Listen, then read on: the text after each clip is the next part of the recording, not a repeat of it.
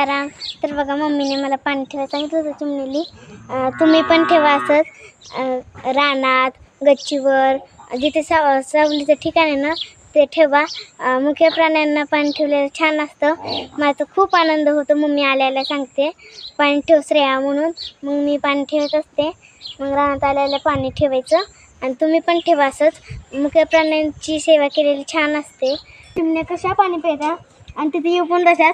आमच्या स्वामींनी सांगितलं आहे की मुख्य पक्ष्यांना प्राण्यांना पाणी ठेवायचं. आणि आमच्या स्वामींनी सांगितलं आहे जंगलात जाऊन ना खड्डे खाजायचे आणि प्राण्यांना पाणी ठेवायचं. माझी मम्मी स्वामीचं करते ना ते मम्मी ऐकते आणि आम्हाला पण सांगते आणि आम्ही पण करतो ते. तर बघा चिमणी कशी पाणी पिते. तुम्ही पण असं करा. चिमण्याला का वाचा नसते. त्यांनी तहान लागली का त्यांनी भूक लागली असं त्यांना बोलता येत नसतं. त्यामुळे ते पाणी शोधत असतात. आता उन्हाळा दिवस चालू आहे. त्यांनी पाणी भेटत नसतं कुठे. त्यामुळे ते शोधत राहत असतात.